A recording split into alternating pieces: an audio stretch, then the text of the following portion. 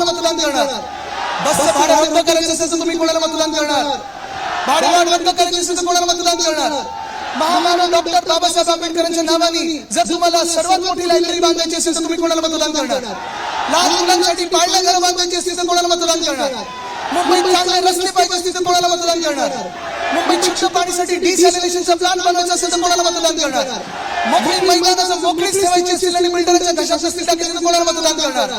जर आज आपल्याला या मुंबईमध्ये चांगलं कॅन्सरचं हॉस्पिटल बांधायचं असेल तर तुम्ही कोणाला मतदान करणार? जे हॉस्पिटल भाजपला प्रायव्हेटाइज करायचे ते प्रायव्हेटाइज करून 5 अजून मेडिकल कॉलेजेस बनवायचे असतील तर तुम्ही कोणाला मतदान करणार?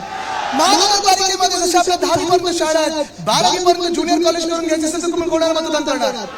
घरकाम करणाऱ्या महिलांसाठी नोंदणीकृत करून 1,500 रुपये सन्मान निधी म्हणून आपल्याला द्यायचं असेल तर तुम्ही कोणाला मतदान करणार?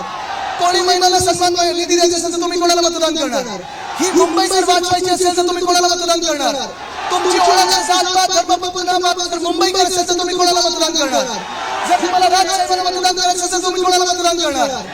जर तुम्हाला बाळासाहेब ठाकरेंना मतदान करायचं असेल तर तुम्ही कोणाला मतदान करणार?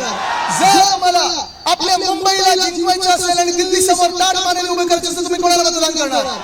वंदनीय हिंदू सम्राट बाळासाहेब ठाकरेंना मतदान करायचं असेल तर तुम्ही कोणाला मतदान करणार? पवारसाहेबांना मतदान करायचं असेल तर तुम्ही कोणाला मतदान करणार?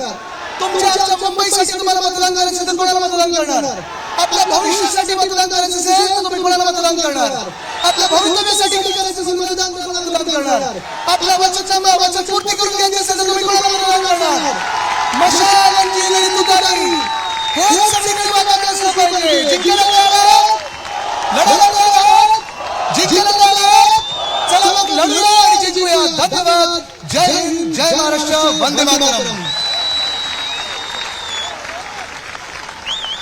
आदित्यजींचं गाणं